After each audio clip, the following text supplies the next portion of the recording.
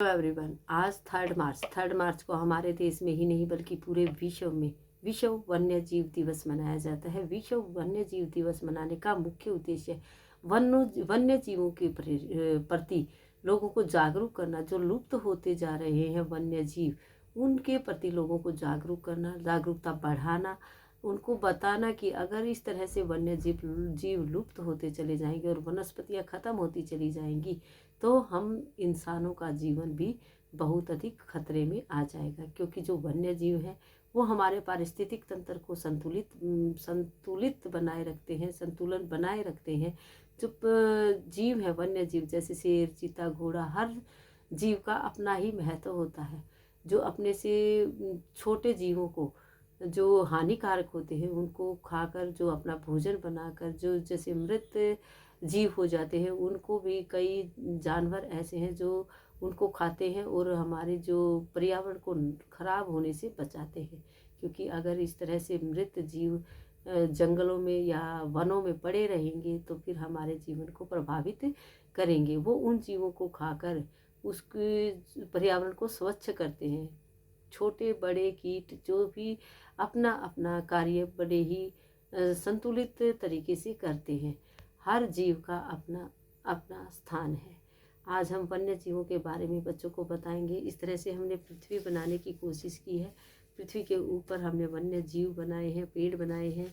जहाँ पृथ्वी के अंदर आधे हिस्से में ट्री है, हरियाली है, पानी है, और जहाँ जीव रहते हैं, इस तरह से पृथ्वी के ऊपर हमने जीव बनाने की कोशिश, वन्य जीव जो कि जैसे जिराफ, भालू, शेर, चीता, हाथी, इस तरह के पशु पक्षी जो अपना जीवन खुद बिताते हैं, किसी इंसान के सहारे नहीं है, उन्हें वन्य जीव कहा जाता है। आज हम बच्चों को डेट एंड डे बताने के बाद जो वर्क करवाएंगे बच्चों को, आज का हमारा वर्क रहेगा, बच्चों से हम पूछेंगे, जैसे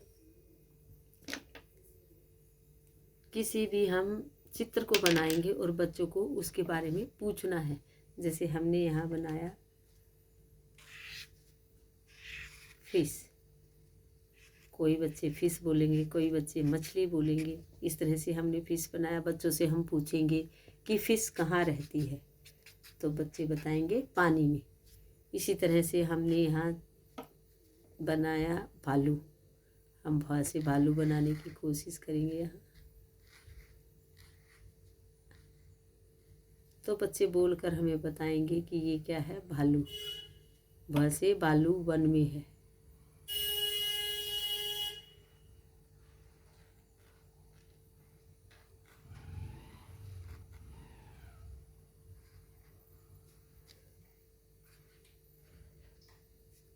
इस तरह बच्चे भालू बताएंगे। जैसे हमने बनाया यहाँ कैसे कबूतर। हम आज वन्य जीवों के बारे में ही बात कर रहे हैं, तो हम वन्य जीवों के बारे में ही बच्चों से पूछेंगे। जैसे कैसे कबूतर उड़ता है, तो कबूतर आसमान में उड़ता है, हम बच्चों को बताएंगे।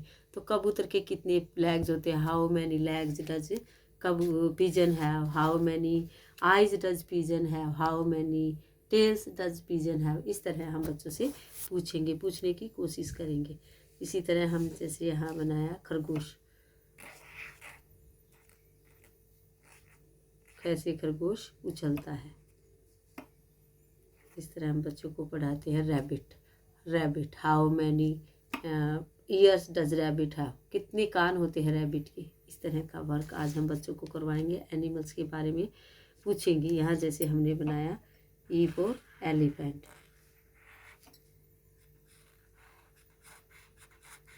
हम एलिफेंट के बारे में बच्चों से पूछेंगे। How many legs does an elephant have, 4 legs। How many tail does an elephant have, 1 tail। How many eyes, 2 eyes। How many trunk, सूंड।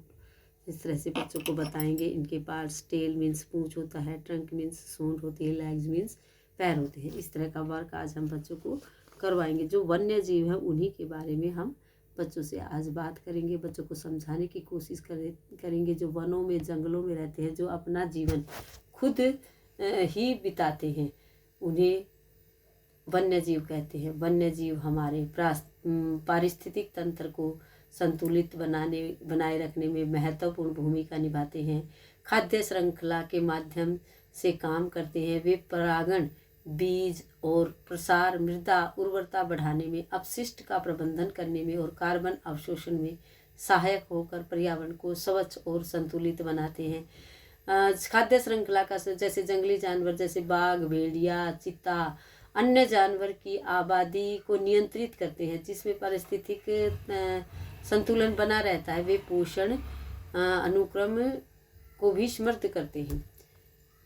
मृदा उर्वरता और सफाई, वन्य जीव अपशिष्ट पदार्थ और मृत जानवरों का भक्षण करते हैं, जिसमें पारिस्थितिक तंत्र की सफाई होती है। उनके मल मूत्र से मिट्टी को आवश्यक पोषक तत्व मिलते हैं, जो वन्य जीवों से ही हमें मिलते हैं। पर्यावरण और जलवायु नियंत्रण, जानवर वनों की संरचना को बनाए रखकर कार्बन डाइऑक्साइड को अवशोषित करने और ऑक्सीजन छोड़ने में अप्रत्यक्ष रूप से मदद करते हैं, जो जल विज्ञान चक्र और को भी विनियमित करते हैं। जैविक विविधता, वन और वन्य जीव मिलकर विभिन्न जैव विविधता को बढ़ावा देते हैं, जो हमारे अस्तित्व के लिए महत्वपूर्ण है।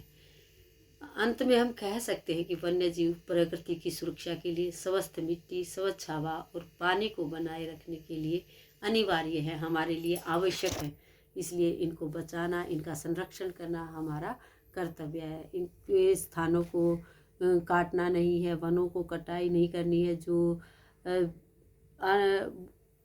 वो किया जाता है जैसे कि अवैध व्यापार, तो अवैध व्यापार जो इन पशु पक्षियों का जो व्यापार किया जाता है, उसको रोकने के लिए लोगों को हम प्रेरित करेंगे कि इनका जो अवैध व्यापार किया जाता है उसको रोकना चाहिए। जीव जंतुओं को मारना नहीं है। इनकी जो ख़त्म होती जा रही हैं प्रजातियां, उनको बचा कर रखना है, ताकि हमारा पर्यावरण और हमारा जीवन भी सुरक्षित रह सके।